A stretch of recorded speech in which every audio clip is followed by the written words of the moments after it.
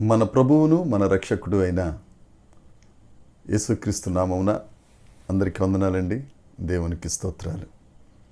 యేసయ్య మహాకృప, ఆ యేసయ్య దయ మరొక నూతన దినమును మన బ్రతుకులలో అనుగ్రహించినందుకు ఆ దేవాది దేవునికి సమస్త మహిమ ఘనత ప్రభావములు చెల్లునుగాక.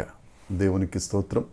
ఈ నూతన దినములో మన దేవుడు మనకు అనుగ్రహించిన కృపావార్త, దేవుని యొక్క వాగ్దానము, కీర్తనల గ్రంథము 89వ కీర్తన 17వ వచనం.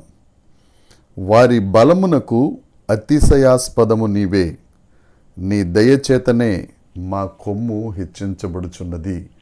దేవునికి స్తోత్రం కలుగునుగాక, దేవునికి మహిమ కలుగునుగాక. ఈ 89వ కీర్తన ఎజ్రాహీయుడైన యోతాను గారు రాశారు. ఆయన ఈ కీర్తన రాస్తూ అని అంటారు, నీ కృపాతిశయము చేతనే మాకు బలము, మా కొమ్ము పైకెత్తబడుచున్నది. పరిశుద్ధ గ్రంథంలో ఉన్న భక్తులందరూ దేవుని చేత మేలు పొందిన వారి వారి బ్రతుకులలో అద్భుతములు జరిగించబడిన దేవుని కృపాతిశయము వలననే వారు మేలు పొందుట వలన అనునిత్యము ఆ దేవుణ్ణి వారు స్తుతిస్తూనే ఉంటారు. యోతాను గారు అంటారు ఈ 89వ కీర్తన 17వ వచనంలో, మా బలము నీవే, మా ఎడల కృపాతిశయము చూపించువాడవు నీవే, మా కొమ్ము పైకెత్తువాడవు నీవే. ఈ 89వ కీర్తన 1వ వచనమును నుండి చూసుకుంటే దేవుని యొక్క కృపాతిశయం గురించి, ఆయన యొక్క ఔన్నత్యం గురించి ఈ కీర్తనలో చక్కగా వర్ణించబడుతుంది.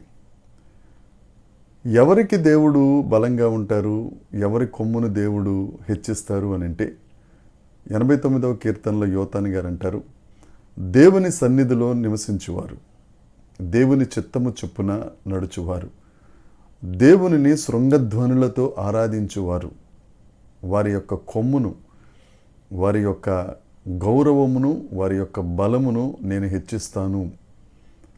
దేవుని మార్గములలో మనం నడవాలి. నా ప్రియ సహోదరి సహోదరుడా, 1వ కీర్తన 1వ వచనం బట్టి చూస్తే దుష్టుల ఆలోచన చొప్పున నడువక, మన దుష్టుల ఆలోచన చొప్పున కానీ మనుషుల ఆలోచన చొప్పున కానీ మనం నడిస్తే మన బ్రతుకులలో ఎక్కడో ఒక దాట తప్పక దెబ్బతింటాం, తప్పక. కానీ దేవుని మార్గములలో నడిస్తే, ఆయన చిత్త ప్రకారం నడిపిస్తే, ఆయన మన ఎడల కృప చూపించే దేవుడు, మనల్ని ఆశీర్వదించే దేవుడు. ప్రియమైన సహోదరి సహోదరుడా, నువ్వు ఎంతకాలం ఎవరి ఆలోచనలు బట్టి నడుస్తున్నావో, ఎవరి యొక్క గైడెన్స్ను బట్టి నువ్వు అడుగులేస్తున్నావో నష్టపోయావేమో. ఒక్కసారి దేవుని చిత్త ప్రకారం బ్రతకటానికి, దేవుని మార్గంలో నడవటానికి మనం నిర్ణయించుకున్నట్లయితే మన దేవుడు మన ఎడల కృపాతిశయం చూపిస్తారు, మనకు బలమును అనుగ్రహిస్తారు, మనల్ని ఆశీర్వదిస్తారు. దేవుడు ఒక్కరే మనల్ని ఆశీర్వదించగలిగిన దేవుడు. మనుషులు ఆశీర్వదించినట్లుగా వారు నటిస్తారు, కానీ దేవుడు మాత్రం ఆయన ఆశీర్వదించే దేవుడు, మన ఆశీర్వాదమును ఆయన కోరుకున్న దేవుడు. ఎక్కడో కల్దీల దేశంలో ఉన్న అబ్రహామును దేవుడు పిలిచి, అబ్రహాముకున్న నమ్మకమును బట్టి, అబ్రహాము దేవుని చిత్తమును నెరవేర్చే విధానమును బట్టి, అబ్రహాము దేవుని మార్గంలో నడవటాన్ని బట్టి, ఆయనను స్తుతించుటను బట్టి సమస్త జనులకు అబ్రహాము తండ్రిగా యేసుక్రీస్తు ప్రభువు నిర్ణయించారు. అబ్రహాం గారిని అడిగితే నీ బలం ఎవరు అని అంటే, దేవాది దేవుడే నాకు బలం, తండ్రి అయిన దేవుడే నాకు కృపాతిశయం చూపించారు. మెంటయందు ఆయన నాకుండగా ఈ లోకంలో ఏది అక్కర్లేదు. ఆ సైన్యములకు అధిపతి అయిన దేవుడు నాకుండగా నాకేది అక్కర్లేదని అబ్రహాం గారు సాక్ష్యం చెప్తారు. దైవజనాంగమా, మనం కూడా దేవుని మీద ఆధారపడితే, నువ్వు ఏం కోల్పోయావో ఎన్నాళ్ళు మనుషుల్ని నమ్ముకుని, బలమిస్తారని నమ్ముకుంటే బలహీనతలోనికి తీసుకెళ్లారేమో, నీకు తోడుగా ఉంటారని అనుకుంటే నిన్ను విడిచిపెట్టి వెళ్ళిపోయారేమో, ఒంటరిగా ఉండి ఎటూ తోచని పరిస్థితులలో 4 రోడ్ల కుడాలలో నిలబడున్నావేమో. దేవుడు నీతో మాట్లాడుతున్నాడు. నా చిత్త ప్రకారం నడు, నా మార్గములలో నడు, నన్ను స్తుతించు, నీకు బలమిచ్చువాడను నేనే.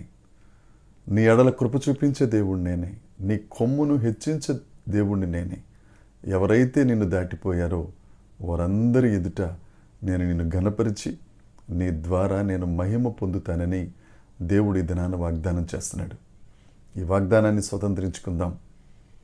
మనం ఆశీర్వదించబడదాం, అనేకులకు ఆశీర్వాదకరంగా ఉందాం. దేవుడు ఈ మాటలు దీవించునుగాక. దేవుని కృప మనందరికీ తోడై ఉండునుగాక. ఆమేన్, ఆమేన్, ఆమేన్.